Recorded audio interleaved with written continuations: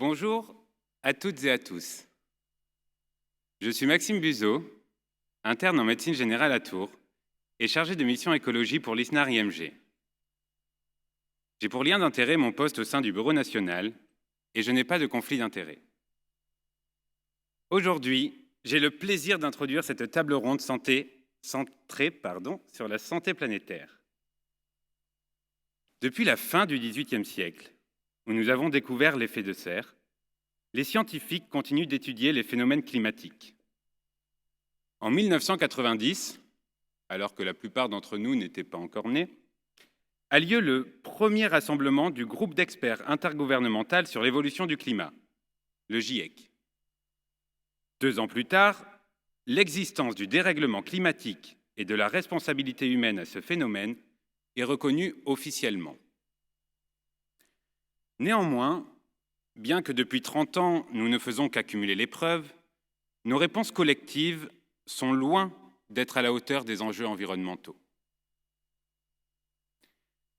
Alors que les grandes puissances économiques s'emparent du sujet à leur manière, que ce soit pour faciliter notre mobilité comme pour nous divertir, nous voyons autour de nous des changements quotidiens.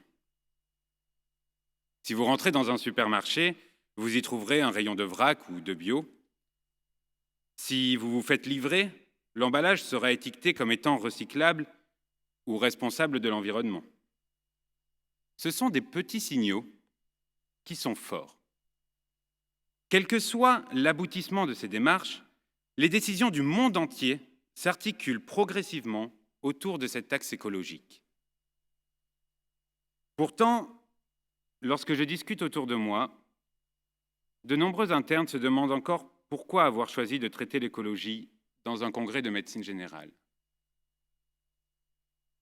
Eh bien parce que c'est un sujet de fond, qui est omniprésent. Et nous, médecins, devons faire partie de ce changement. Nous sommes des scientifiques. Nous devons entendre et répondre aux alertes des climatologues. Nous sommes médecins. Nous aspirons au bien-être et à la bonne santé de nos patients.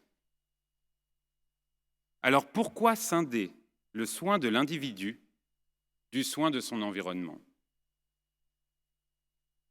Nous faisons partie entière de ce monde. Or, sans eau potable, sans nourriture, sans insectes pollinisateurs, ou bien même sans lombriciens, nous ne serons rien. En abîmant notre écosystème, nous nous affaiblissons. Nous diminuons drastiquement nos chances d'évoluer en bonne santé. C'est cet état de bien-être physique, mental et social que nous mettons en péril. Or, en prenant soin de notre planète, nous prenons soin de nous, de nos patients, et nous faisons tout simplement notre métier. C'est là que réside le concept de santé planétaire.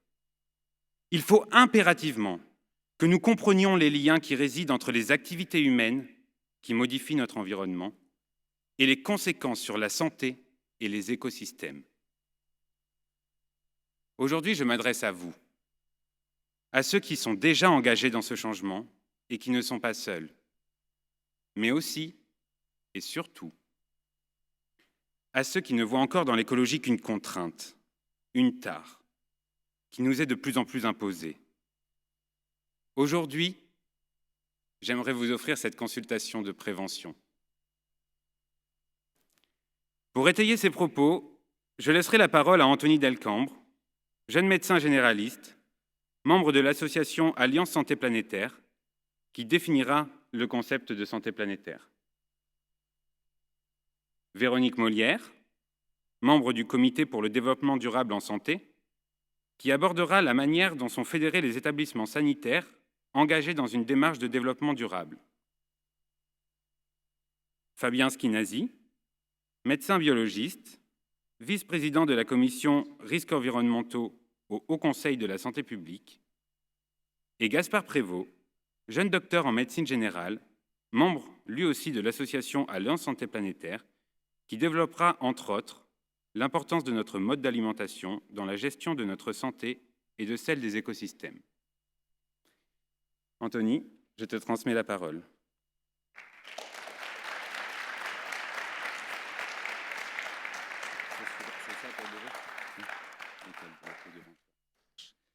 Bonjour, je suis très ému d'être là, j'ai pas du tout l'habitude. Je me sens proche de vous parce que j'ai fini mon internat de médecine générale il y a 1 an.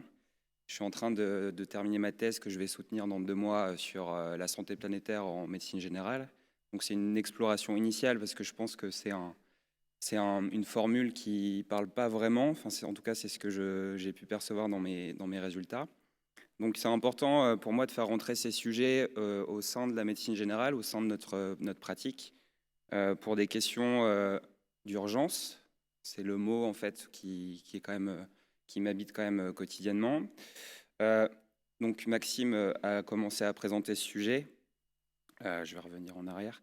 La santé planétaire, c'est une approche, c'est un domaine scientifique, c'est fondé sur les preuves.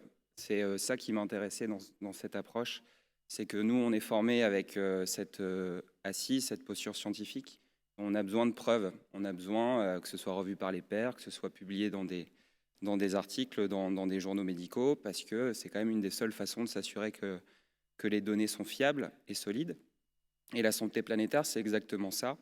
C'est une connaissance transdisciplinaire. Il y a plusieurs champs en fait, qui s'intéressent à ce domaine parce que, en tant que soignant, en tant que médecin, on n'a bien sûr pas une vision globale et holistique. On a besoin de dialoguer avec des écologues, avec des sociologues, en fait, en articulant les sciences dures et les sciences humaines et sociales. Et surtout, on a besoin de comprendre, d'un point de vue biologique, le fonctionnement de nos écosystèmes, de quoi dépend notre santé en fait, de manière fondamentale, qu'est-ce qui pose les bases qu'on a oublié en fait, parce qu'on a l'impression on dispose de tout sans qu'on puisse se rendre compte de qu'est-ce qui fait que l'air est pur et respirable, qu'est-ce qui amène la bonne santé, l'eau également, l'eau qu'on boit ou les aliments qu'on mange.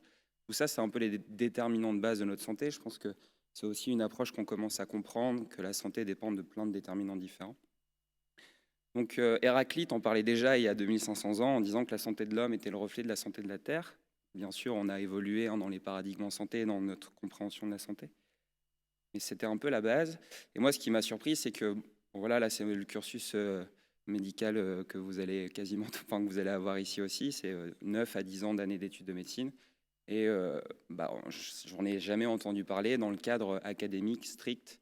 Il a fallu que je sois sensibilisé d'un point de vue personnel à ces sujets par des conférences, des livres, les médias. Et ensuite, qu'est-ce que ça voulait bien dire en fait en matière de santé, que la santé de la planète se dégradait. Donc c'est quand même un paradoxe qui est assez important. Les études sont denses, il y a plein de freins qui expliquent ça. Mais je trouve ça quand même étonnant qu'à l'ère du changement climatique, les alertes scientifiques qu'on entend, il y a le rapport du groupe 2 du GIEC qui sort dans 2 jours, spécifiquement sur les vulnérabilités, donc ça va concerner la santé, qui montre quand même des choses assez importantes à considérer quand c'est notre cœur de métier. Donc on ne peut pas vivre en bonne santé sur une planète malade, c'est la phrase un peu bateau, toute simple. Et qu'est-ce que ça veut dire en pratique ?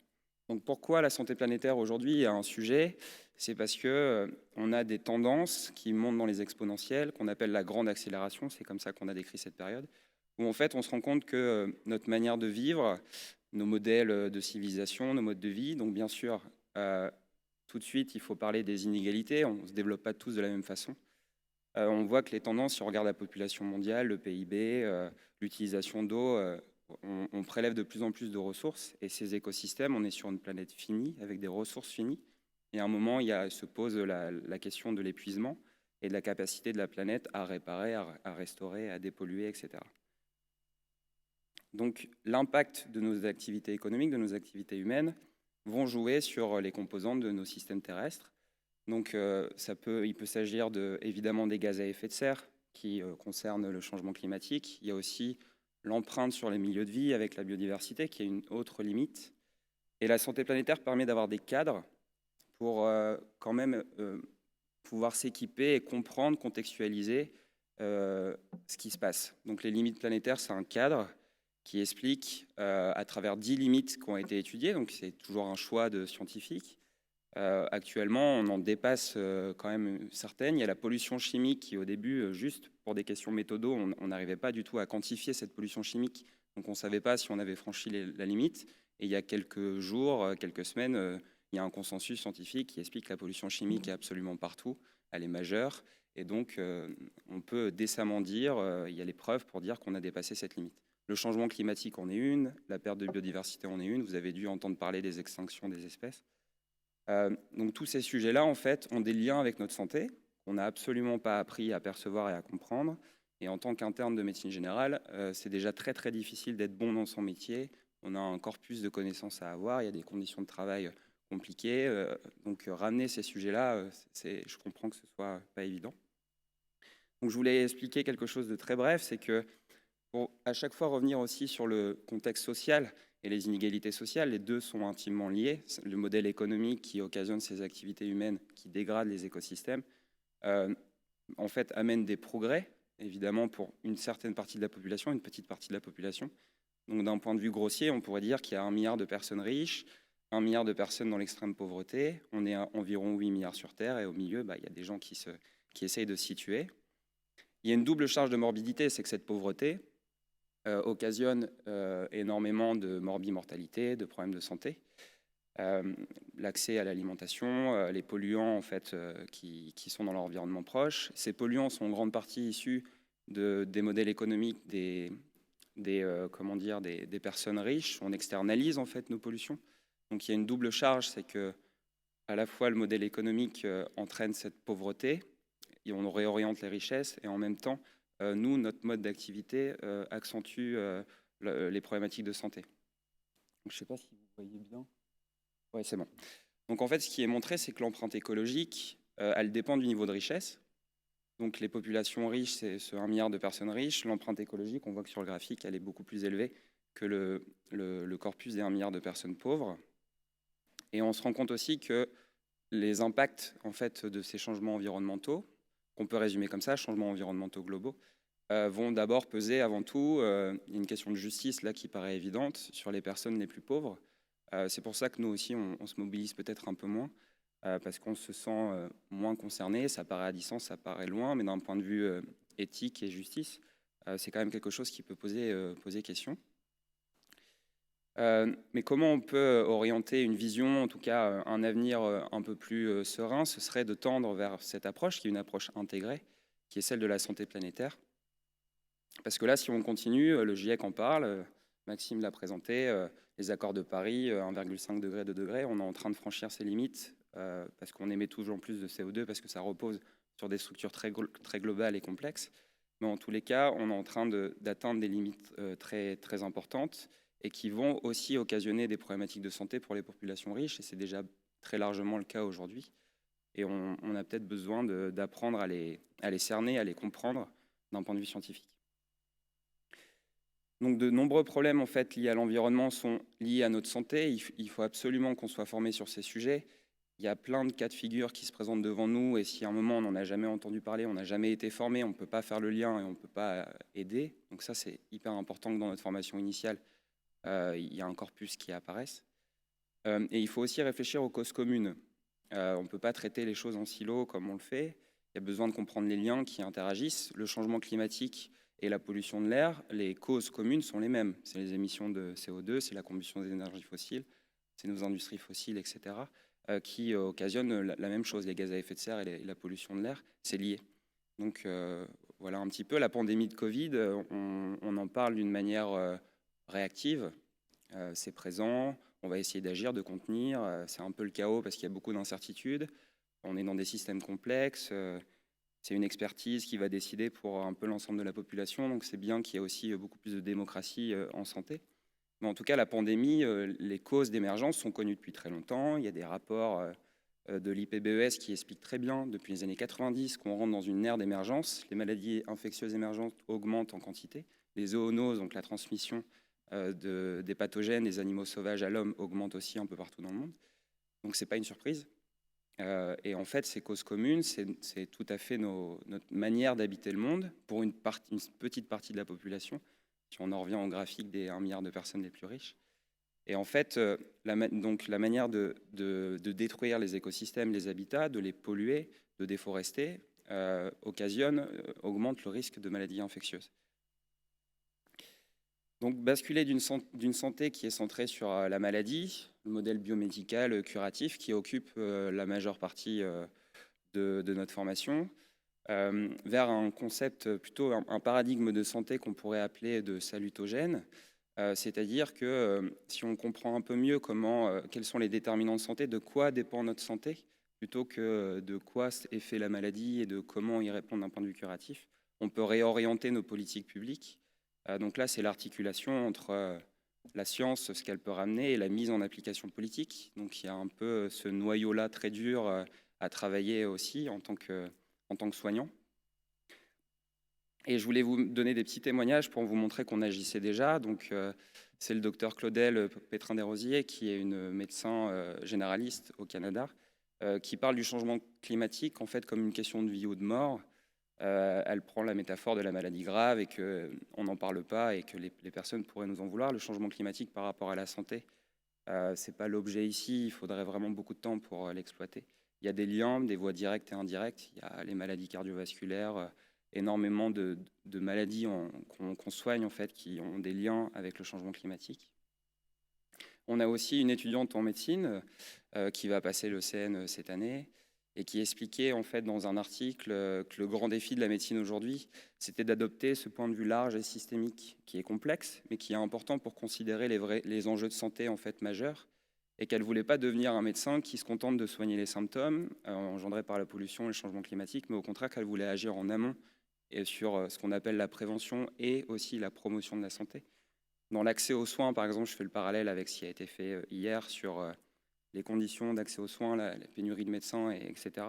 On a beaucoup axé sur des solutions, comment on va inciter à installer. Mais en fait, je pense qu'il y a aussi le court-termiste, le moyen terme et le long terme. Si on met en place des politiques de santé publique, parce qu'on a aussi un rôle de santé publique en tant que médecin généraliste, pour améliorer la santé des personnes, on aura moins de personnes à soigner. Ça paraît idéal comme ça, idéalisé, mais c'est tout à fait des programmes une direction qu'on peut prendre. Et enfin, Laurence Huck, qui travaille beaucoup en matière de toxicologie sur les perturbateurs endocriniens et cancers. Donc au niveau méthodo, au niveau toxico, c'est très très compliqué de faire de la recherche, de trouver une causalité, parce qu'on est vraiment surexposé. Il y a 140 000 substances de produits chimiques qui ne sont pas endogènes, donc qu'on a synthétisé. Et évaluer ces cocktails de substances, c'est un casse-tête sans nom. Mais elle posait un peu le contexte, elle expliquait qu'il n'y avait que 3 laboratoires en France qui travaillaient sur la compréhension des causes des maladies, et que le reste des labos, en fait, c'était sur trouver des traitements sur les maladies déjà existantes, quoi. Donc voilà un peu la manière dont on peut se projeter et l'approche qu'on peut adopter avec la santé planétaire. En médecine générale, on a énormément de choses à faire, donc vous comprenez que ce ne sera pas tout seul dans son cabinet, et je crois que c'est une volonté. Il y a des choses qu'on peut mettre en pratique, et je pense que mes collègues vont en parler par la suite, mais il y a aussi une manière de s'ouvrir en transdisciplinarité, en essayant de comprendre ces interdépendances qui nous lient entre la santé des écosystèmes et la santé humaine. C'est ça en fait la santé planétaire, c'est de caractériser les impacts sur les écosystèmes et les relier à la santé humaine, et de comprendre par des leviers d'action qu'on appelle co-bénéfices, on améliore la santé humaine en améliorant aussi la santé de l'environnement, qui en retour en fait améliore grandement notre santé également. Donc voilà pour moi. Je laisse la parole à Véronique. Merci beaucoup.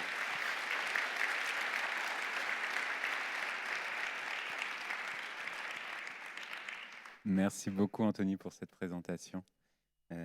Madame Molière, en effet, je vous laisse la parole.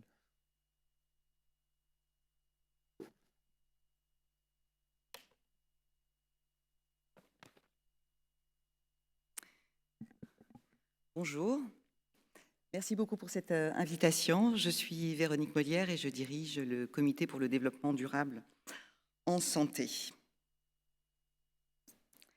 Alors au C2DS, on a la rage d'agir parce que notre planète n'a pas de plan B. Alors le C2DS donc existe depuis une quinzaine d'années. C'est un réseau de solutions. Donc, il en existe de très nombreuses, de solutions portées par 770 établissements sanitaires et médico-sociaux qui sont engagés dans une démarche de développement durable. Nous avons une raison d'être et un seul objectif, embarquer le plus grand nombre possible d'établissements dans une démarche de développement durable. Nos missions sont d'informer, de sensibiliser, motiver sur le long terme, ce qui est évidemment le plus difficile, promouvoir les bonnes pratiques, et elles sont très nombreuses, et faire un lobbying éthique, non pas pour défendre des intérêts privés, mais les intérêts d'un grand nombre. Alors, que nous dit la réglementation? Très rapidement, parce que ça a été en partie évoqué déjà par Arthur. Je vous rappelle en effet que l'Organisation des Nations Unies a fixé 17 objectifs pour sauver le monde. Ce sont les 17 ODD. Ces objectifs donnent la marche à suivre pour parvenir à un avenir meilleur et plus durable pour tous. L'accord de Paris, qui, je le rappelle aussi, est juridiquement contraignant, signé en 2015, vise à limiter le réchauffement climatique à un niveau bien inférieur à 2 degrés, de préférence à 1,5 degré. Le GIEC nous a déjà indiqué que cet objectif ne sera pas suffisant. En Europe, le Pacte vert prévoit une première réduction des gaz à effet de serre d'au moins 55% à l'horizon 2030. En France, la loi Climat et Résilience, issue des travaux de la Convention citoyenne pour le climat, prévoit de réduire ses émissions de gaz à effet de serre de 40% en 2030. Nous avons donc 8 ans pour agir. De plus, le système hospitalier est concerné aussi par la loi Elan, vous en avez peut-être entendu parler, qui fixe une première réduction des consommations énergétiques de 40% également d'ici 2030. Et enfin, la mesure 14 du Ségur de la santé et la certification obligatoire des établissements par la Haute Autorité en santé demandent à ce que, je cite, « les risques environnementaux et enjeux du développement durable sont maîtrisés ». Outre la décarbonation, évidemment, l'enjeu de la santé environnementale est majeur. Donc, comme on le voit en effet, le cancer de l'enfant, sont les données de la CNAM, augmente depuis 50 ans de 1%. Les causes environnementales sont tout à fait identifiées, pesticides, pollution atmosphérique et solvants, avant, pendant la grossesse, etc. À population égale, ce que la CNAM constate entre 2003 et 2019, plus 14% d'augmentation pour les autres maladies infantiles, plus 42% pour les maladies cardiovasculaires, plus 66% pour le diabète. Et sur la tranche d'âge 20-39 ans, des chiffres un peu plus inquiétants encore, plus 39% de cancer, 57% pour les maladies cardiovasculaires, 96% pour le diabète. Alors sur ce sujet, au C2DS, nous travaillons en particulier sur l'identification et la réduction des perturbateurs endocriniens, des nanoparticules, des nuisances sonores ou des champs électromagnétiques à l'hôpital. Et d'ailleurs, je voulais citer un super projet, en tout cas moi je l'apprécie beaucoup, avec une 50aine de maternités qui sont donc adhérentes au C2DS. Nous avons le projet d'organiser un rendez-vous préconceptionnel pour les couples qui souhaiteraient procréer, afin de mesurer précisément leur imprégnation en perturbateurs endocriniens. Alors l'idée, c'est de mesurer deux seuls éléments, les phtalates et le bisphénol, qui peuvent être éliminés en fait par un changement d'hygiène de vie qui est vraiment à la portée de tous. Parce que nous voulons vraiment porter un message positif de santé publique. Bon, pour l'heure, nous sommes à la recherche d'un budget. Alors cet élan, il est porté par ce concept One Health, dont Arthur a déjà parlé, qui met en lumière les liens étroits entre la santé humaine, celle des animaux et l'état écologique global. Je rappelle par exemple qu'au moins 60% des maladies humaines infectieuses ont une origine animale. Alors cette démarche, bien évidemment, elle s'inscrit dans une amélioration continue de la qualité et de la sécurité des soins. Bien évidemment, il ne s'agit pas d'y déroger. Elle s'inscrit dans une amélioration de l'expérience patient et d'un accès à tous. Et d'ailleurs, nous parlons d'un développement durable et solidaire. Et cette démarche s'inscrit bien évidemment dans une augmentation du volume d'activité des soins liés au vieillissement de la population et aux maladies chroniques notamment. Dans ce contexte, l'hôpital, dans son acceptation de manière très générale, a un devoir d'exemplarité. Alors l'hôpital, comme les cabinets de ville, sont déjà en première ligne de la prise en charge des pathologies liées au changement climatique. L'activité de soins génère, elle aussi, des impacts environnementaux. On pense que la santé produit entre 5 et 8% de la production nationale de gaz à effet de serre. Bon, ce sont des chiffres très globaux, comme celui des 22 milliards attendus du déficit de la sécurité sociale en 2022. Pousse-t-il à agir? Nous n'en sommes pas si sûrs. De plus, ni l'hôpital, ni les soignants, ni les médecins ne sont mieux payés parce qu'ils ont une démarche vertueuse. Non, l'engagement repose sur la motivation personnelle de chacun en tant que citoyen et en tant que professionnel de santé qui cherche ainsi à redonner du sens à son métier. L'hôpital est un acteur social, économique, environnemental majeur de son territoire. Il est prescripteur, voire leader de bonnes pratiques. Et les cabinets de ville le sont tout autant. Votre pouvoir éducationnel est colossal. Alors, si on veut faire bouger les lignes, il faut mettre un peu les mains dans le cambouis. Alors, voici comment au C2DS, nous avons structuré le travail. Alors, nous organisons des speed dating 2 fois par mois en visio. On a une vingtaine d'établissements qui se connectent. On a 3-4 professionnels de santé qui présentent une initiative qui est inspirante, duplicable par tous, parce qu'on croit beaucoup dans la force de l'exemple. Si cette équipe l'a fait, ils ne sont pas plus intelligents que nous, alors nous aussi, on va pouvoir le faire. C'est une saine émulation, c'est un moment d'inspiration et d'accélération des actions.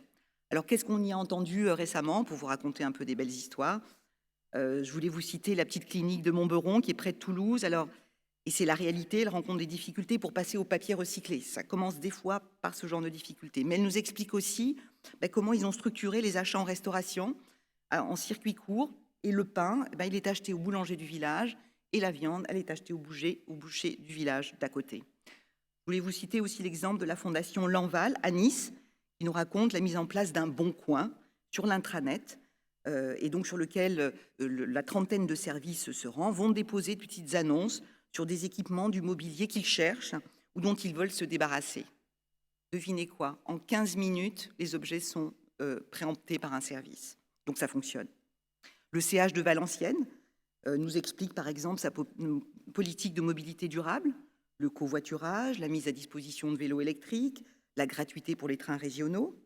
La clinique de Cambrai, qui est engagée depuis 10 ans, elle raconte comment, d'un objectif initial de réduction de 20% de ces émissions de gaz à effet de serre, ils ont atteint une réduction de 52%, et en ce sens, ils ont déjà dépassé les accords de Paris.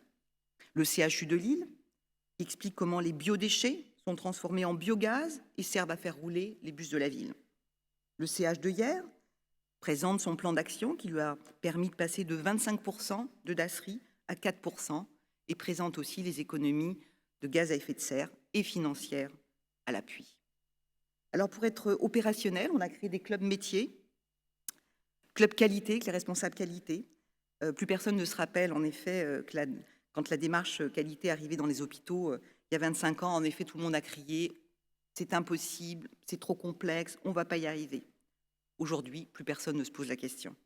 Alors nous, ce qu'on voudrait, c'est qu'on n'attende pas 25 ans, en effet, pour qu'un réflexe RSE soit intégré à chaque décision. Club médecin, c'est celui sur lequel je vais m'arrêter, bien évidemment. Alors, la genèse des projets dans ce club médecin est toujours la même. C'est toujours une personne dans un service, au bloc, qui se dit « il y a quelque chose qui tourne pas rond ». Dans ma pratique, dans nos habitudes, ça tourne pas rond.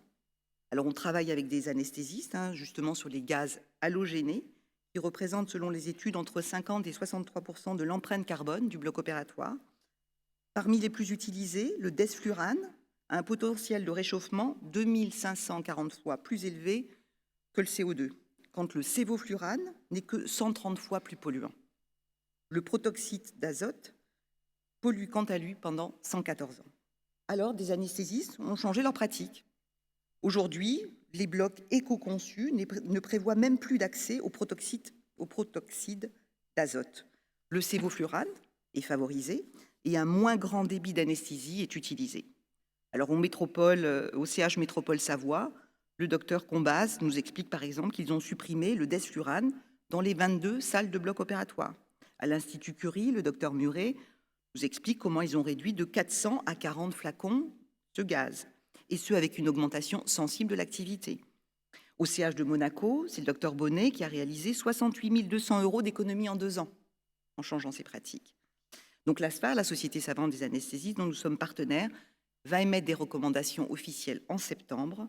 Oui, on peut faire changer, on peut faire bouger les lignes. Idem, autre exemple, dans ce club de médecins, sur l'usage unique des lames laryngoscopiques. Alors, est-ce qu'on désinfecte notre fourchette quand on la met dans la bouche? Bien sûr que non. Mais l'usage unique des lames s'est imposé depuis la maladie de Creutzfeldt-Jakob, et pour laquelle seuls 28 cas ont été recensés depuis 1996 en France.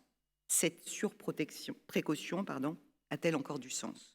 Elle coûte très cher en transport, en déchets, etc. Alors, il y a plusieurs médecins qui ont décidé de travailler dessus. Voilà. Et d'ailleurs, il y en a même un qui s'est porté volontaire pour monter une petite étude, justement pour contrôler si la qualité stérile de ces lames à usage unique qui arrivent à bas prix du bout du monde sont réellement stériles. On attend les résultats. En ophtalmo, une cataracte, par exemple, c'est 2 kilos de déchets par patient. Essentiellement des emballages, nous dit le docteur Zalewski à Perpignan. Le contenu des packs prêts à l'emploi utilisés au bloc provient de 13 pays différents, a calculé le docteur Ferrero à Toulouse. Gabin, interne au CHU de Lille, a travaillé 2 ans pour mesurer l'impact environnemental global d'une injection intravitréenne pour une DMLA. Julien, qui est interne en biologie au Mans, vient de nous signaler, par exemple, qu'une équipe a démontré qu'en utilisant 50% et non 100% des réactifs recommandés par le constructeur de la machine, les résultats des analyses sont identiques. C'est intéressant, on va les voir. Nous allons rencontrer des radiologues qui viennent de lancer un guide de la Green Radiology. Ou aussi, une équipe de soignants au CH de Carpentras a analysé l'impact environnemental d'une prise de sang, depuis la prescription jusqu'à la délivrance des résultats. Tout ceci, c'est ce que nous appelons l'éco-conception des soins. C'est entre vos mains, futurs médecins. Le Club Pharma, une trentaine de pharmaciens par l'emballage. Vous savez, quand une petite boîte de médicaments est dans un carton, lui-même dans un carton. Ils réfléchissent aussi à un circuit pour les médicaments non utilisés. Ils font le point sur la persistance des molécules médicamenteuses dans l'eau. Et en ce moment, d'ailleurs, ils donnent leur avis sur la fiche achat médicaments en cours de rédaction au ministère de la Santé. Et oui, ça intéresse aussi le ministère de la Santé. Je vais passer rapidement sur le Club Com, le Club des techniciens, où là, en effet, les services techniques dans les établissements hospitaliers sont en ébullition parce que la loi Elan et, en effet, l'obligation de réaliser des bilans de gaz à effet de serre, en effet, sont complexes. Comment réduire les consommations énergétiques, optimiser le chaud et le froid, réduire la consommation d'eau, optimiser les transports. Mais d'une manière générale, il n'y a aucune question qui ne trouve pas une réponse dans le réseau au C2DS. La presse, une centaine d'articles dans l'année, c'est beaucoup, mais ce n'est pas assez. Il faut parler à la presse en permanence, il faut attester de ce dynamisme de terrain, il faut émettre des alertes, des coups de cœur, évidemment être présent sur les réseaux sociaux. On n'est pas très bon là-dessus, nous, au C2DS, ça doit s'améliorer, mais ce sont des leviers absolument essentiels pour faire bouger, là aussi, les lignes. L'hôpital agit pour la planète. Nous avons publié en 2021, publication L'hôpital agit pour la planète, et nous avons présenté cette publication de centaines de pages à Glasgow, à la COP26, dans le cadre de notre convention hospitalière pour le climat. Cette publication reprend en 4 chapitres notre campagne de décarbonation que nous avons proposée aux établissements du réseau. Chapitre 1, les transports des patients, des salariés, des marchandises, des déchets. C'est à peu près, concernant les transports, c'est à peu près 20% des émissions de gaz à effet de serre d'un hôpital. Chapitre 2, les achats. Ça, c'est un gros poste d'émissions de gaz à effet de serre sur lequel les établissements, quand ils travaillent sur la décarbonation, doivent agir, 55%. Les déchets, c'est environ 3%. Chapitre 3, l'énergie et l'éco-construction des bâtiments, c'est environ 10% des émissions de gaz à effet de serre. Et le chapitre 4, le cœur de la fusée, l'éco-conception des soins, c'est-à-dire vous. Cet ouvrage présente les enjeux, mais surtout raconte des dizaines et des dizaines de bonnes pratiques. Et donc, vous pouvez le trouver gratuitement sur le site Internet, d'ailleurs. Réunion régionale, se réunir à Paris, c'est fini. Nous allons à la rencontre du terrain. Voilà, une fois par mois, nous visitons une région avec le C2DS. De la même manière, une fois par mois, nous décortiquons les nouvelles réglementations pour les adhérents. Alors, le réseau du C2DS, c'est une communauté joyeuse. Et je dirais heureusement, parce que ces sujets sont techniques, ils sont complexes, ils demandent beaucoup d'énergie. Les initiatives reposent sur la motivation de personnes formidables qui veulent donner vraiment du sens à leur métier et collectivement créer un système de santé et non de soins durables. Je voulais juste vous préciser que seuls les établissements de santé ou les entités cabinets de ville peuvent adhérer au C2DS, mais que nous allons lancer très vite une communauté, cette fois d'individus, de professionnels engagés, et j'espère que vous nous suivrez. Pour l'heure, vous pouvez vous inscrire pour recevoir Média, qui est la newsletter du C2DS, ou nous suivre sur LinkedIn. Et enfin, en conclusion, à la remarque très fréquente que nous entendons « Non, c'est pas possible », nous rétorquons « Et pourquoi pas ?» Restons en contact. Merci.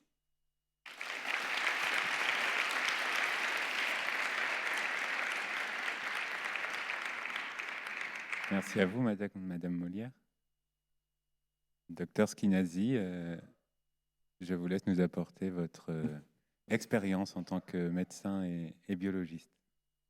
Merci beaucoup pour votre invitation. Effectivement, moi je suis médecin biologiste, je suis un ancien biologiste hospitalier qui s'est tourné vers la santé environnementale en travaillant à la mairie de Paris, dirigeant un laboratoire de santé environnementale pendant une trentaine d'années, et puis depuis 9 ans maintenant au Conseil de la santé publique, où nous publions plusieurs rapports et avis sur les sujets des risques liés à l'environnement. Alors, je voudrais vous parler, par rapport à mon expérience, de 2 sujets qui touchent finalement notre environnement de proximité, c'est-à-dire notre logement. Et je pense que le médecin généraliste peut faire de la santé environnementale au quotidien, et je voudrais vous le démontrer au travers de ces 2 exemples. Le premier, c'est dans les années 80, nous avons été amenés à découvrir un problème de santé environnementale lié au logement avec un métal lourd, le plomb, qui était présent dans les peintures des habitats anciens. Nous avions utilisé pendant très longtemps de la peinture au plomb, et cette peinture, avec le temps, se dégradait et se formait de poussière qui intoxiquait les enfants qui mangent de la poussière au quotidien. Nous avons, au Conseil de santé publique, publié un guide il y a quelques années pour présenter une liste de questions à poser pour repérer ces enfants, car il y a très peu de signes cliniques ou de signes non spécifiques, et pourtant, ce plomb qui va être ingéré au quotidien par ces enfants, par les poussières, va entraîner des catastrophes pour le développement de ces enfants, notamment sur ses performances cognitives. Or, pourtant, il est simple, en répondant à quelques questions, à repérer ces enfants et à prescrire un examen qui est le dosage de la plombémie, qui d'ailleurs est gratuit et qui permet de savoir, en fonction du résultat, quelle est la prise en charge que l'on peut faire pour cet enfant ou pour des femmes enceintes. Ce problème de santé environnementale, eh bien, c'est le médecin dans son cabinet qui peut le repérer et qui peut aussi faire de la prévention en demandant à ces familles dans quelles conditions elles vivent, si elles habitent dans un habitat ancien et si les peintures se dégradent. Ceci permet très rapidement de savoir si l'enfant présente une imprégnation excessive au plomb. Le deuxième exemple que je voulais vous montrer également, où on peut aussi agir au quotidien en matière de santé environnementale, c'est la qualité de l'air à l'intérieur des logements. Alors, nous passons beaucoup de temps dans notre logement et la qualité de l'air a toutes les possibilités de se dégrader. En effet, nous utilisons beaucoup de produits ménagers qui peuvent donc impacter la qualité de l'air intérieur. Nous pouvons utiliser aussi des parfums d'intérieur, des désodorisants, des produits de bricolage, faire des travaux de rénovation en utilisant des peintures. Et donc tous ces produits que nous pouvons utiliser émettent des polluants volatiles qui vont dégrader la qualité de l'air intérieur. Et l'on sait aujourd'hui que ces polluants vont avoir un impact sur la santé des personnes donc, qui vivent dans ces maisons, en particulier de différentes maladies. Alors, effectivement, ces maladies se déclarent progressivement et il peut y avoir les premiers symptômes, c'est des symptômes d'irritation au niveau des yeux, des symptômes ORL, des symptômes respiratoires qui vont alerter. Et il faut qu'en posant quelques questions à son patient pour pouvoir faire ce repérage d'une dégradation de la qualité de l'air intérieur. car si on n'y prend pas garde, certaines maladies vont se développer, des intoxications comme monoxyde de carbone, mais également des maladies allergiques ou des maladies infectieuses liées au fait, on a beaucoup parlé ces 2 dernières années, où la qualité de l'air a pris une importance capitale, notamment dans les logements, dans les familles, lorsque on a une aération, une ventilation défaillante, on accumule ces différents polluants de l'air intérieur.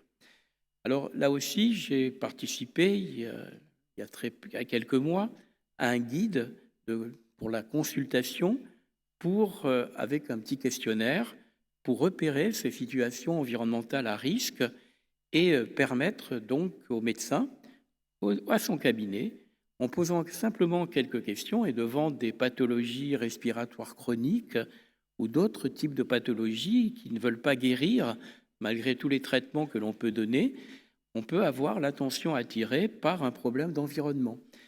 Et donc ce problème d'environnement, il peut être facilement réglé avec quelques conseils que l'on peut donner au cabinet médical. Dans ce guide dont je parlais, on a aussi un certain nombre de conseils à donner aux patients pour améliorer. Et donc on fait à la fois du repérage en santé environnementale, mais on fait aussi de la promotion de la santé, de la prévention pour limiter ces risques liés à une mauvaise qualité de l'air intérieur. On peut aussi s'appuyer, le médecin peut tout à fait s'appuyer sur un métier qui s'est développé depuis quelques années, qui est le métier du conseil médical à domicile, donc le conseiller médicaux en environnement intérieur, qui peuvent gratuitement, pour le patient, aller au domicile et compléter l'action du médecin. C'est-à-dire que le médecin a repéré une situation, mais il n'a pas les moyens d'aller vérifier sur place quelles sont les conditions dans lesquelles vivent ces patients. Et pourtant, il a besoin de le savoir, car souvent, il ne va pas au domicile. Et donc, ce conseiller va à sa place, va avoir les yeux du médecin au domicile, va regarder, va observer différentes conditions de vie, va poser des questions aux patients, va observer toutes les sources de pollution qu'il peut y avoir et va donner des conseils directement au domicile et ensuite va adresser un rapport au médecin pour lui dire voilà ce que j'ai pu observer et ça va aider énormément le médecin dans la prise en charge de son patient. Donc on voit bien au travers de ces 2 exemples de santé environnementale qui sont des environnements de proximité puisque c'est le logement de son patient pour lequel on sait qu'il y a donc à la fois ce problème d'intoxication par le plomb, mais aussi une dégradation de la qualité de l'air intérieur. Un autre sujet qu'il y a aussi dans les logements, puisqu'on entend beaucoup parler de produits chimiques dans notre environnement, et c'est vrai qu'une pollution environnementale chimique s'est accumulée avec le temps, on peut le constater dans les poussières de maison. Une étude que j'ai pu mener aussi récemment montre la richesse de la pollution dans les poussières de maison, qui sont vraiment des archives de la pollution. Et par des analyses, on peut voir que, notamment les enfants qui ingèrent cette poussière, il n'y a pas que des métaux lourds dont je parlais, il y a également d'autres polluants. On parlait tout à l'heure des perturbateurs endocriniens, des phtalates, des pesticides, qu'on va retrouver dans la poussière de maison.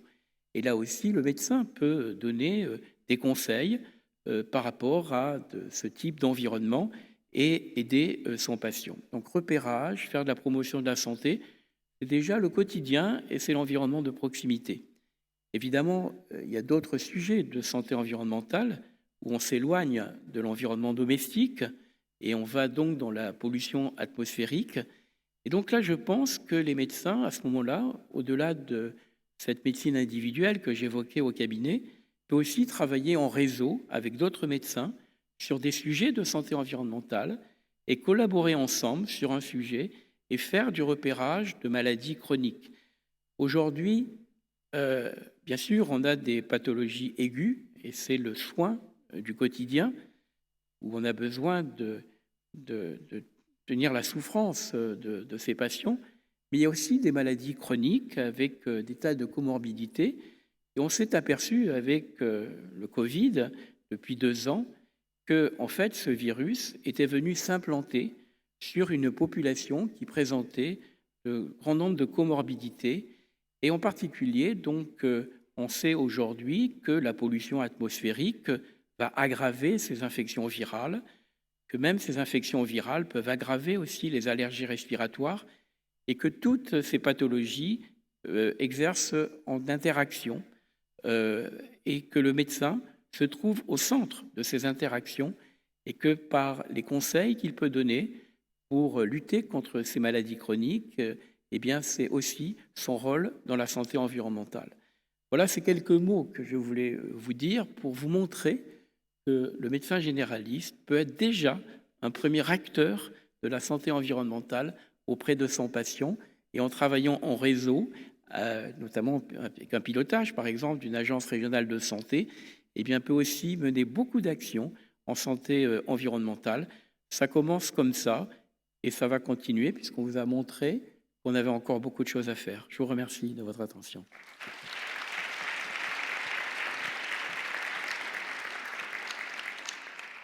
Merci énormément. Aujourd'hui, on sait que notre mode d'alimentation représente un impact majeur en matière de santé et d'environnement. C'est pourquoi j'ai invité Gaspard autour de cette table ronde. Merci pour cette opportunité, du coup. Donc, Gaspard Prévost, moi je suis médecin généraliste à Strasbourg. Je suis membre de l'Alliance Santé Planétaire, comme Anthony, et puis le groupe de travail Santé Planétaire du CMG aussi. Vous avez peut-être entendu parler. Alors, mon idée, c'était de parler de choses qui sont applicables au cabinet de médecine générale, hein, par nous, par vous. Donc, il y a plusieurs choses sur lesquelles on va pouvoir agir. Fabien en a déjà évoqué. On peut parler de gestion éco-pensée du cabinet, de choix de prescription, de prescription raisonnée. Mais on a aussi un travail de conseil auprès de nos patients, auprès de leur mode de vie. Et donc là-dessus, il y a plusieurs chapitres également à aborder. Les mobilités, la gestion du logement. Moi j'ai fait le choix de m'intéresser particulièrement à l'alimentation. Et donc, en fait, au lien entre l'alimentation, la santé des humains et la santé des écosystèmes. Alors, pourquoi on parle de santé planétaire et d'alimentation ? D'une part, on va parler de régime alimentaire durable, mais aussi d'une production soutenable. Ces deux volets. Alors, nous, on va plus agir sur le volet consommation durable, évidemment. Mais voilà, juste pour faire le point sur les raisons pour lesquelles l'alimentation est liée aux facteurs de dégradation de nos écosystèmes. Donc on va parler de limites planétaires encore. C'est l'agriculture, le système alimentaire sont deux choses qui sont actuellement, en tout cas, bien au-delà des limites planétaires. On parle d'un dépassement de 263% des limites planétaires en gaz à effet de serre d'ici à 2050 pour l'alimentation selon ses courants actuels. Donc, gaz à effet de serre, c'est une grosse part. Hein. L'agriculture, elle est responsable d'environ un tiers des gaz à effet de serre totaux. Mais on va parler également d'appauvrissement des sols, de consommation d'eau, de pollution et d'eutrophisation des eaux, mais aussi surtout de déforestation, d'extinction d'espèces, d'impact sur la biodiversité. Alors, plus en lien déjà avec la santé aussi, il faut surtout pas oublier les zoonoses dont on a déjà parlé, la proximité entre les animaux sauvages, les animaux domestiques et les hommes est à l'origine de l'émergence et la propagation de maladies infectieuses émergentes, donc qui sont les zoonoses. Il y a de multiples exemples là dans les dernières décennies. Voilà, c'est quelque chose auquel il faut faire attention. Et l'antibiorésistance, c'est un fléau qui, a priori, d'ici 2050, selon la Banque mondiale, devrait causer 10 millions de décès prématurés supplémentaires et qui pourrait en fait impacter le système de santé comme on le connaît aujourd'hui, les opportunités de chirurgie, de chimiothérapie, de traitement de pathologies aiguës, surtout comme on le fait aujourd'hui. Alors, pourquoi pour la santé humaine, l'alimentation est un sujet important, et puis pourquoi pour la santé planétaire, c'est un sujet important? C'est parce que donc il y a cette espèce de déséquilibre entre deux régions du monde, si on veut caricaturer, les pays riches d'un côté qui ont plus une tendance à surconsommation alimentaire. Il y a une prévalence de surpoids, d'obésité très importante, trop importante, et donc de maladies qui sont en lien avec ces facteurs de risque-là, de diabète de type 2, de maladies cardiovasculaires, de cancer. Par le site bioaccumulation, en fait, ce terme, il désigne l'accumulation de produits toxiques dans les aliments qu'on mange au fur et à mesure de la chaîne alimentaire. En fait, donc, les produits toxiques, pas que les pesticides, pas que les produits qu'on utilise dans l'agriculture, mais aussi les produits qui sont émis par la pollution de l'air, qui se retrouvent dans les eaux et ensuite dans les sols, puis dans les plantes. On va, nous, se retrouver exposés à ces produits toxiques. Et d'autant plus quand on mange de la chair en fait, d'animaux qui ont mangé d'autres animaux avant ou des végétaux pendant toute leur vie, et donc qui ont accumulé dans leur tissu adipeux et musculaire ces produits-là. Donc il y a des aliments qui sont plus ou moins à risque d'exposition. Et donc de l'autre côté de la balance, on a les pays du Sud, les pays pauvres, les populations pauvres en fait plutôt en général, qui sont, elles, victimes de malnutrition, de dénutrition, ce qui va avoir un impact sur leur exposition, leur vulnérabilité aux maladies infectieuses, des retards de croissance, des pathologies infantiles. Voilà, donc on se rend compte au fur et à mesure d'études qu'il n'y a pas le même impact en fonction des catégories d'aliments, que ce soit en termes d'impact sur la santé ou en termes d'impact sur l'environnement. Il y a au final des aliments qu'on appelle win-win, donc c'est là qu'on va parler de co-bénéfices, santé, environnement, et des aliments qui sont plutôt lose-lose, à l'inverse. Donc voilà, là sur ce graphique en rouge, les gens qui ont fait, enfin les auteurs de l'étude ont voulu noter les aliments à éviter le plus possible, et en bleu les aliments qui sont optionnels. Le reste en orange, c'est les aliments sur lesquels il faudrait se concentrer plutôt. Alors donc, on va revenir sur le concept de limite planétaire et de l'état actuel en fait, de l'alimentation dans le monde. Donc il y a deux choses. Il y a l'alimentation comme elle est effectivement en réalité, enfin les tendances de l'alimentation réelles, et les tendances que les recommandations nutritionnelles de chaque pays auraient envie d'appliquer. Donc là, c'est une étude du Lancet qui compare l'impact environnemental sur les limites planétaires en fait, des régimes de différents pays, comme ils sont en réalité et comme ils sont recommandés. Alors, je ne sais pas si on voit bien, mais la petite ligne orange qui est indiquée par le petit texte orange à gauche de chaque graphique, c'est la limite planétaire en fait, reliée à l'alimentation. Chaque colonne va être un pays différent. Donc on voit la colonne de la France à peu près au milieu. Donc ce qui est intéressant de voir en fait sur ces quatre graphiques-là, c'est que globalement, pour ce qui est de la viande rouge et des produits laitiers, la consommation réelle et les recommandations nutritionnelles sont toutes les deux bien au-delà de la limite planétaire. Et quant aux légumineuses et aux oléagineux, par contre, on se retrouve bien en dessous, que ce soit pour la consommation ou même pour les recommandations nutritionnelles. Bon, alors ça, c'est un calcul qui est assez courant de retrouver. C'est le nombre de planètes qu'il faudrait si tout le monde mangeait comme un tel pays mangeait. Donc, alors, là, on voit bien que l'Inde et l'Indonésie s'en sortent plutôt pas mal. La petite ligne en pointillé, c'est donc la limite planétaire d'une seule planète. Voilà. Donc, à gauche, on voit les consommations réelles et à droite, les recommandations nutritionnelles. La France n'est pas du tout exemplaire sur ces sujets-là.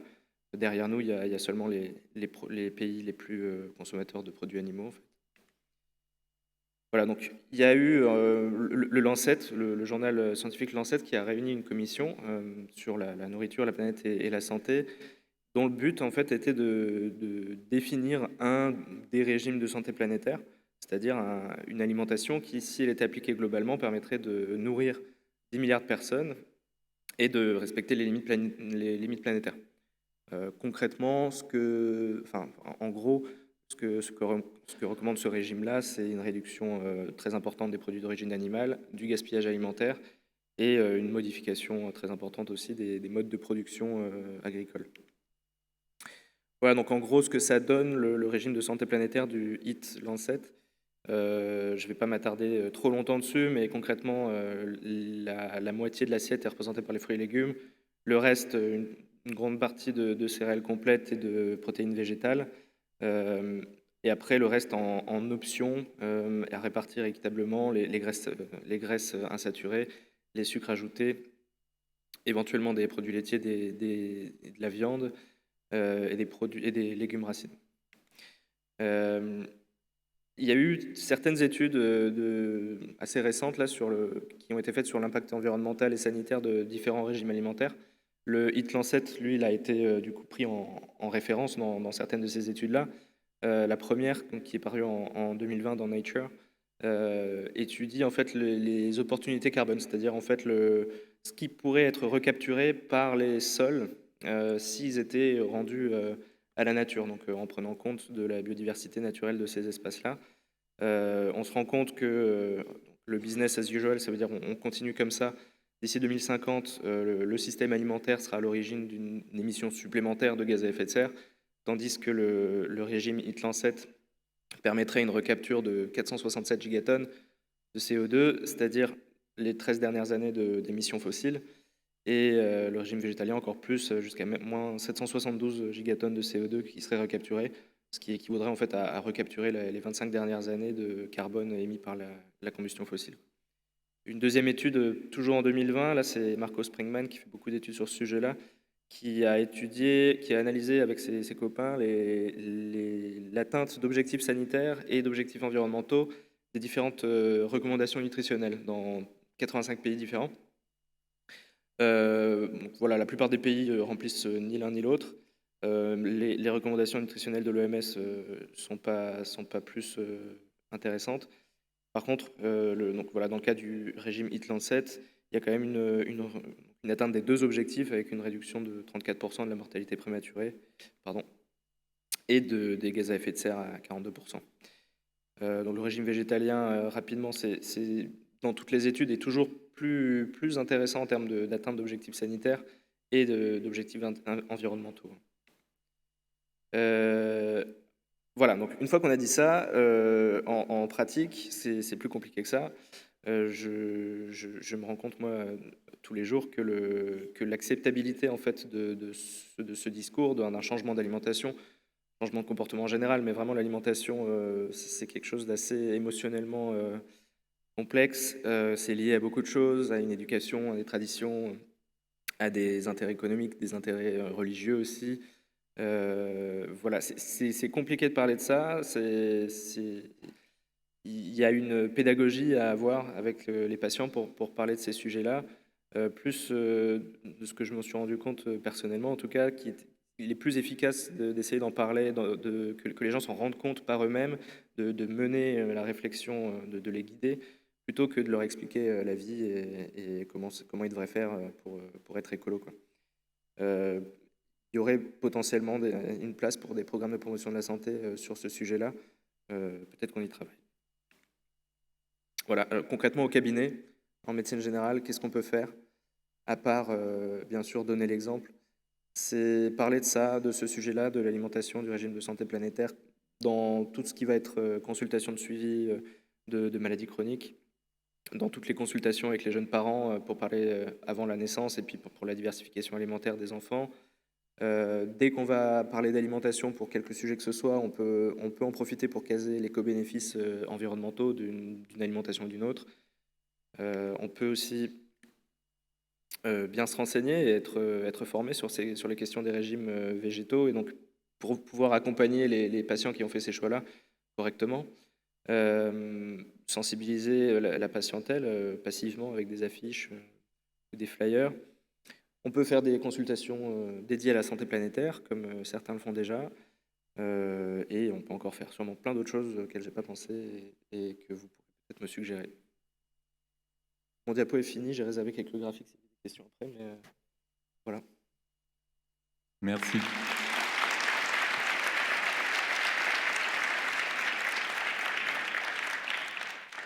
Merci beaucoup, Gaspard, de t'être attardé sur ce sujet encore peu abordé. Maintenant, vous avez un temps de questions-réponses, si vous le souhaitez. Des micros passent dans les amphis.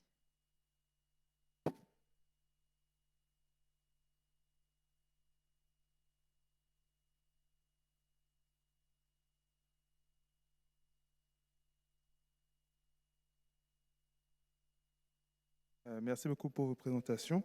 J'avais une question en particulier sur la protection électromagnétique. Je ne sais plus quel intervenant en avait parlé. Je voulais savoir, en fait, j'ai fait quelques recherches, il semblerait qu'il n'y a pas d'études vraiment axées sur le fait que l'électromagnétisme, notamment, altérait la santé des patients. Et du coup, je voulais avoir votre avis sur le sujet. Notamment dans l'hôpital, j'en ai entendu parler.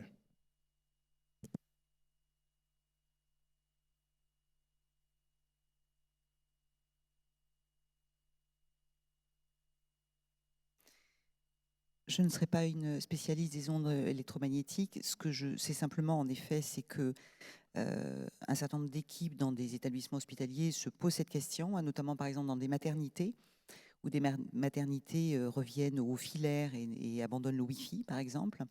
Alors, il y a des associations, je ne pourrais pas vous les citer là, qui sont expertes, hein, sur ces questions, hein. C'est évidemment la présence de téléphones portables, des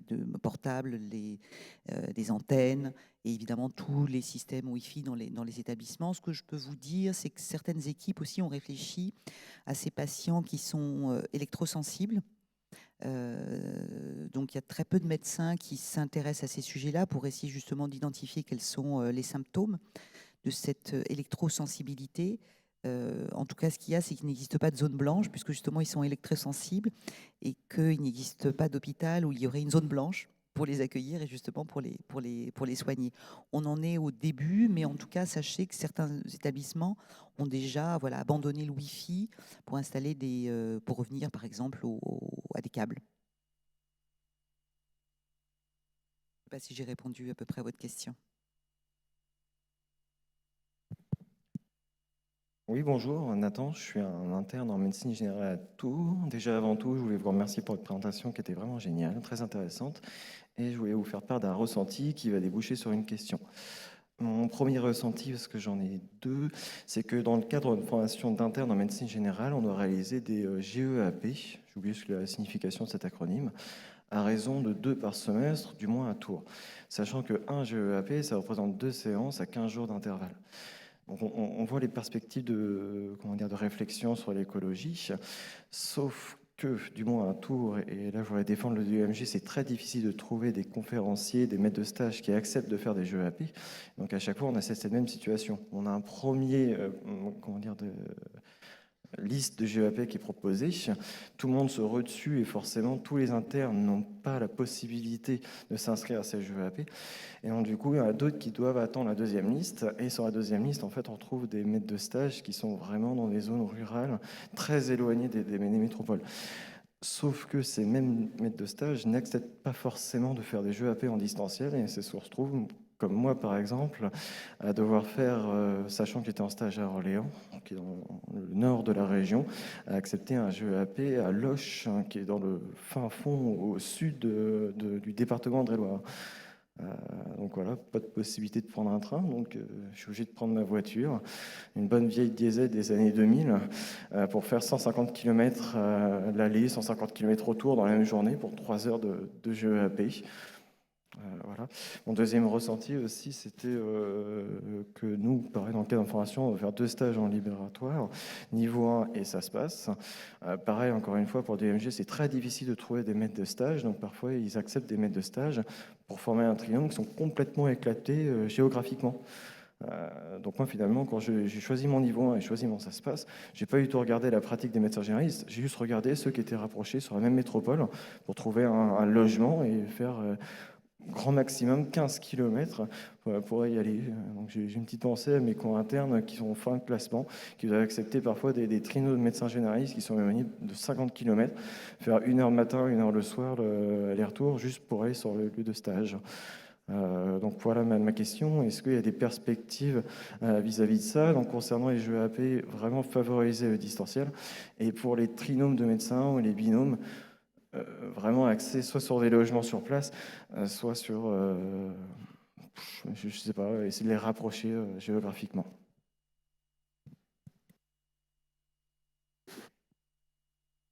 je peux pas parler pour les DMG, mais c'est eux qui organisent les séances de GEAP, enfin comment la formation est organisée, et les terrains de stage. Que ça va être difficile de répondre là-dessus, mais clairement il y a un enjeu au niveau des transports. Professionnellement, il y a des choses à faire, mais on est très vite victime, en tout cas, de l'organisation des transports sur le territoire, hein. Ça, c'est pas vraiment, malheureusement, c'est pas vraiment de notre ressort, sauf si on s'implique auprès de ces territoires-là, et que même au niveau national, il y a une revalorisation des transports en train ou enfin, des transports en commun en général. Mais c'est sûr qu'après, si on est obligé de prendre un véhicule individuel, des fois, on n'a pas le choix et c'est comme ça, hein, faut aussi l'accepter. Il y a des choix de véhicules individuels qui peuvent être plus écologiquement, on va dire, appropriés que d'autres. Mais bon, ce sera toujours, l'usage de la voiture sera toujours plus dégradant pour l'environnement, qu'elle soit électrique ou à essence, hein.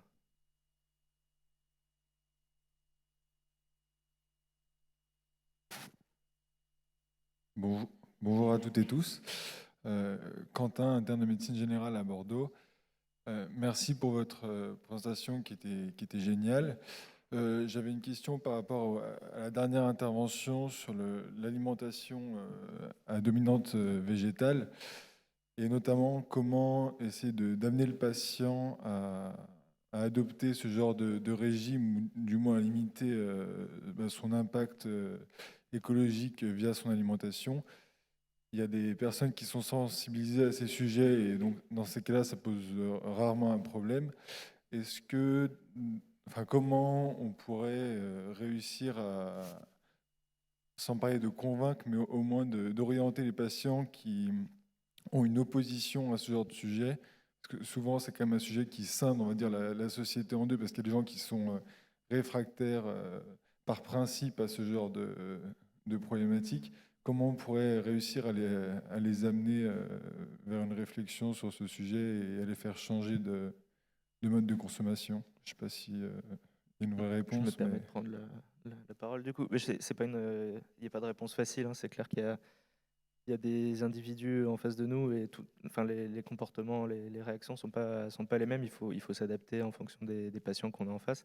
Mais moi, ce que je trouvais intéressant avec l'approche de la santé planétaire, c'est que justement, ça nous permet d'approcher des questions d'écologie en partant de la santé humaine, la santé individuelle, même du coup en consultation. On peut vraiment plutôt partir des avantages qu'il y aurait à changer d'alimentation pour la santé du patient directement, surtout les patients qui sont justement dans un excès de consommation alimentaire néfaste pour eux et pour l'environnement.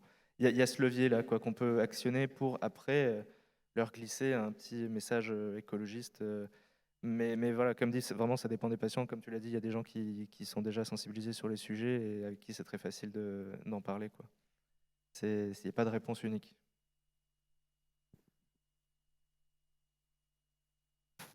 Bonjour, je suis Théophane, interne en médecine générale à Saint-Étienne. J'ai deux questions. Du coup, c'est quoi la consultation santé planétaire? Et après, ma deuxième question, c'est par rapport aux antibiotiques. On nous dit tout le temps qu'il faut réduire nos prescriptions pour l'antibiorésistance et tout ça. Et la question, c'est quand même, dans les productions animales, ils sont bourrés de cocktails d'antibiotiques tous les jours, et ça, on n'en parle jamais nulle part. Est-ce qu'il y a des choses qui sont menées dans ce sens-là pour essayer de réduire ce sur-risque? Merci.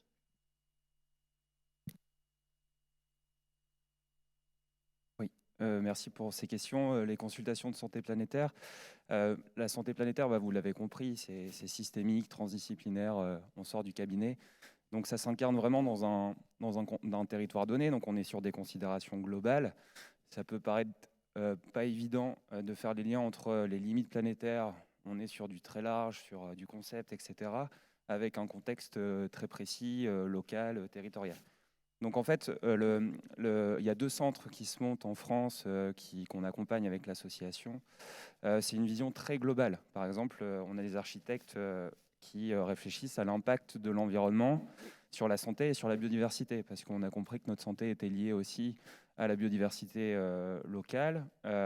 Donc construire un bâtiment, Si on ne respecte pas les dynamiques du vivant sur place, ça peut déstabiliser et occasionner des problématiques de santé. Donc, pour ces animaux et pour les humains en retour, c'est intimement lié.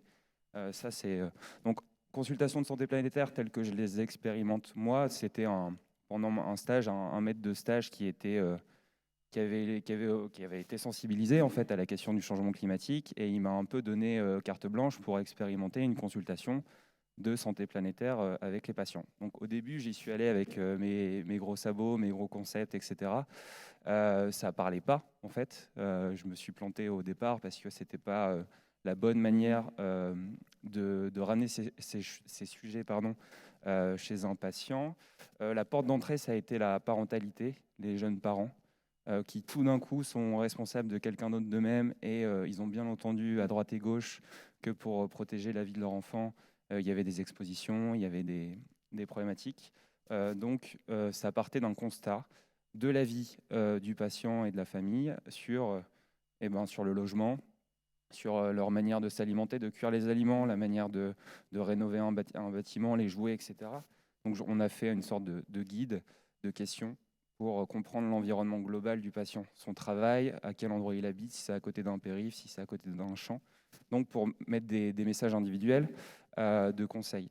Après, on arrive vite à des limites. C'est pour ça que ce qui va compter à l'avenir, c'est de créer des vrais liens interprofessionnels, transdisciplinaires, pour avoir un impact un peu plus important que donc être dans une logique de promotion, d'inclusion dans un territoire, et d'aller chercher des compétences pour mener des projets d'envergure, pour structurellement en fait mieux définir l'environnement de nos patients, pour améliorer leur santé.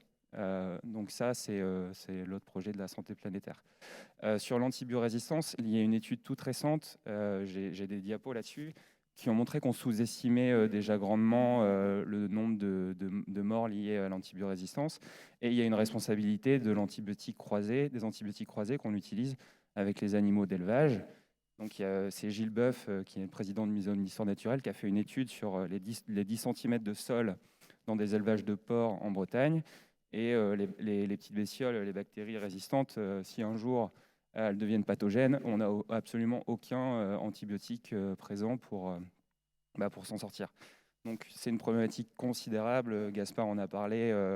Donc ça va devenir, les progrès en médecine, l'augmentation de l'espérance de vie a en partie été attribuée à cette découverte absolument incroyable des antibiotiques. Et en fait, on les a trop utilisés, pas à bon escient. Et c'est le revers aujourd'hui. On commence à atteindre en fait les conséquences de comportements irraisonnés pendant des années qui ont fonctionné.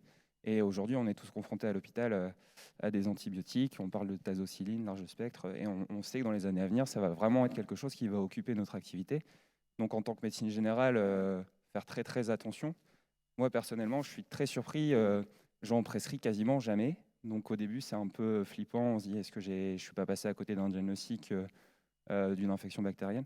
Et puis ça se passe bien, les gens reconsultent si ça s'aggrave, etc. Mais ouais, c'est changement de pratique, mais il y a des études qui existent, on pourra les partager. Mais il faut travailler avec les vétérinaires, en fait. C'est ça que ça veut dire pour croiser les pratiques et comprendre l'antibiorésistance, qu'elle se confond dans les pratiques agricoles, les pratiques d'élevage, les pratiques à l'hôpital, les pratiques en ville. Et que là, c'est vraiment le nœud, quoi. Il y a une articulation de compétences indispensable à avoir pour traiter le sujet de manière profonde et efficace. Je voudrais compléter d'abord deux choses. Le médecin peut se faire aider également par ce qu'on appelle des consultations de pathologie professionnelle et environnementale. Lorsqu'il a un sujet justement un peu compliqué à traiter, il peut adresser son patient à ce type de consultation. Mais je voulais ajouter aussi dans cette consultation planétaire que vous venez d'évoquer que le médecin a toute sa place pour introduire la santé et la qualité de vie dans tous les projets, les programmes, les politiques de différentes natures où la santé doit être prise en compte. On appelle ceci les évaluations d'impact sur la santé qui permettent, lorsqu'il y a un projet d'urbanisme, un projet résidentiel, un programme où la santé a toute sa place. Et le médecin, donc, peut tout à fait intervenir sur ces sujets-là pour apporter sa note, puisque les architectes ou les urbanistes vont traiter un sujet sans forcément parler de la santé dans leur projet. Donc, je pense que les médecins peuvent aussi apporter ces problématiques santé dans tous ces programmes. Et je pense que ça fait partie aussi donc d'une note de consultation au niveau de la santé environnementale et de la santé planétaire. Merci énormément, merci aux intervenants, merci à vous, chers congressistes, d'avoir rendu cette table ronde, je l'espère, agréable.